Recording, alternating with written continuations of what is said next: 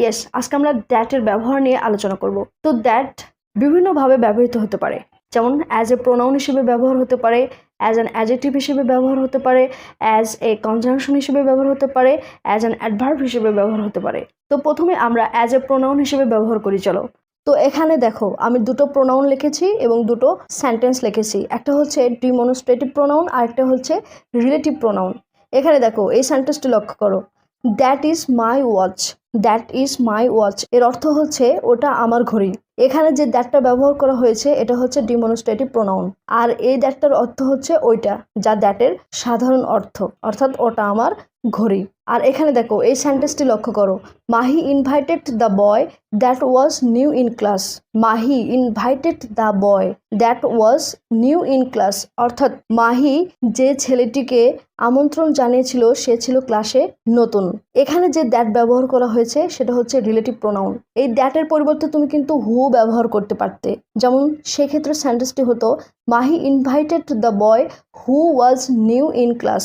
এর অর্থ কিন্তু সেটাই, মাহি যে ছেলেটিকে আমন্ত্রণ জানিয়েছিল সে ছিল ক্লাসে নতুন। তো এই যে হু, এই হু এর পরিবর্তে রিলেটিভ প্রোনাউন তুমি দ্যাট ব্যবহার করেছো। সেন্টেন্স কিন্তু দুটোই কারেক্ট, তুমি দ্যাটও ব্যবহার করতে পারো, হুও ব্যবহার করতে পারো। আমি জাস্ট দ্যাটের ব্যবহার শেখাচ্ছি, সেজন্য এখানে আমরা দ্যাট ব্যবহার করেছি। তো এখানে দ্যাট হচ্ছে রিলেটিভ প্রোনাউন, আর এই দ্যাটের অর্থ হচ্ছে যে অথবা সে। তো দ্যাট শুধুমাত্র যে পার্সনের ক্ষেত্রেই রিলেটিভ প্রোনাউন হিসেবে ব্যবহার হবে তা কিন্তু নয়, থিংসের ক্ষেত্রেও ব্যবহার হতে পারে। যেমন এই সেন্টেন্সটি লক্ষ্য করো, I want to read the book that Rafi recommended.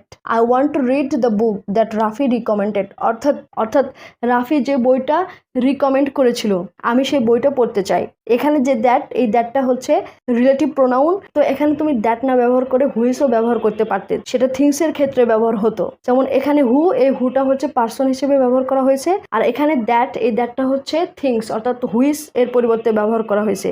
তো তাহলে তুমি হু, হুইস, হোয়াট এদের পরিবর্তে দ্যাট ব্যবহার করতে পারো। তো আরেকটা কথা বলে রাখি যে দ্যাট রিলেটিভ প্রোনাউন ব্যবহার করার আগে দেখবে যে বাক্যে তুমি the boy, the girl, the book এরকম একটা সেন্স থাকবে আর কি। তাহলে that is my mobile, that is my book এগুলো হচ্ছে ডিমনস্ট্রেটিভ প্রোনাউন। এখানে দ্যাটের অর্থ ওইটা, আর রিলেটিভ প্রোনাউনের অর্থে যে সে হিসেবে দ্যাট ব্যবহার করা হয়। এটা গেল হচ্ছে অ্যাজ এ প্রোনাউন হিসেবে দ্যাটের ব্যবহার। তো এবার চলো অ্যাজ অ্যান অ্যাডজেক্টিভ হিসেবে দ্যাটের ব্যবহার শিখে ফেলি। তো এখানে দেখো আমি দুটো সেন্টেন্স লিখেছি, একটা হচ্ছে দ্যাট ইজ মাই হাউস, আরেকটা হচ্ছে that house is mine. That is my house ওটা আমার ঘর। এখানে যে দ্যাট, অলরেডি এটা আমরা বুঝে ফেলেছি যে এই দ্যাটটা হচ্ছে ডিমনস্ট্রেটিভ প্রোনাউন, কিন্তু দ্যাট হাউস ইজ মাইন এর অর্থ হচ্ছে ওই ঘরটা আমার। এখানে যে দ্যাট, এই দ্যাটটা হচ্ছে অ্যাডজেক্টিভ অর্থাৎ ডিমনস্ট্রেটিভ অ্যাডজেক্টিভ। কেন? কারণ দ্যাটের পরে হাউস ব্যবহার করা হয়েছে। তো দ্যাট হাউস এই দুটো মিলে এটা হচ্ছে, এই দ্যাটটা হচ্ছে অ্যাডজেক্টিভ।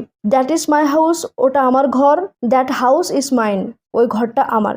দুটোর অর্থ কিন্তু একই, কিন্তু একটা হচ্ছে ডিমনস্ট্রেটিভ প্রোনাউন আর একটা হচ্ছে ডিমনস্ট্রেটিভ অ্যাডজেক্টিভ। বুঝতে পেরেছো?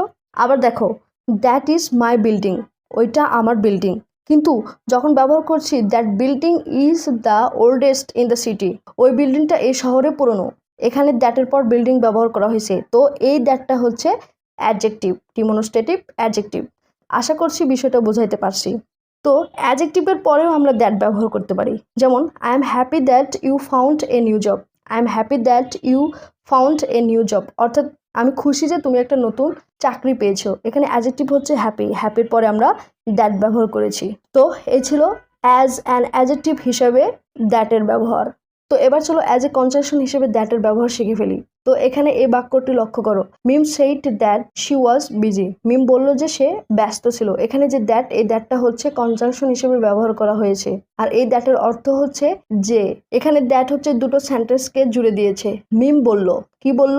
যে সে ব্যস্ত। দুটো সেন্টেন্সকে জুড়ে দিয়েছে, that is conjunction. He said that he was hungry. He said that he was hungry, সে বলল যে সে ক্ষুধার্ত ছিল। এখানেও that conjunction. I did not know that she was married. I didn't know that she was married, অর্থাৎ আমি জানতাম না যে সে বিবাহিত ছিল। এখানেও দ্যাটটা হচ্ছে কনজাংশন। তো এই ছিল অ্যাজ এ কনজাংশন হিসেবে দ্যাটের ব্যবহার। তো এবার এসো একদম লাস্ট, অ্যাজ অ্যান অ্যাডভার্ব হিসেবে দ্যাটের ব্যবহার।